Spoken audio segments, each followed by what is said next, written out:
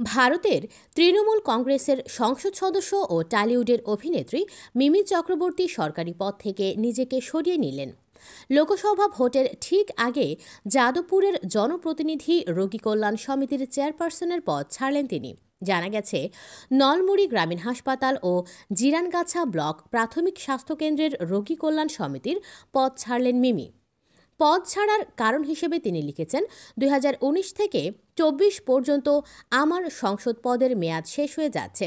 আপনাদের যে সমর্থন আমি পেয়েছি তার জন্য অসংখ্য ধন্যবাদ। আমি চেয়ারপারসন হিসেবে চিকিৎসক, নার্স এবং সর্বোপরি রোগীদের কল্যাণার্থে কাজ করার সর্বোচ্চ চেষ্টা করেছি। কেন এই সরকারি পদ থেকে সরে দাঁড়ালেন মিমি তাই স্পষ্ট নয়। সন্দেশখালিতে যখন উত্তপ্ত রাজ্য, তার মাঝেই বড় সিদ্ধান্ত নিলেন তিনি। নলমুড়ি আর জিরানগাছা ব্লক প্রাথমিক স্বাস্থ্যকেন্দ্রের রোগী কল্যাণ সমিতির চেয়ারপারসনে ছিলেন সাংসদ নায়িকা মিমি। ইতোমধ্যেই পদত্যাগপত্র পাঠিয়ে দিয়েছেন তারকা মিমি।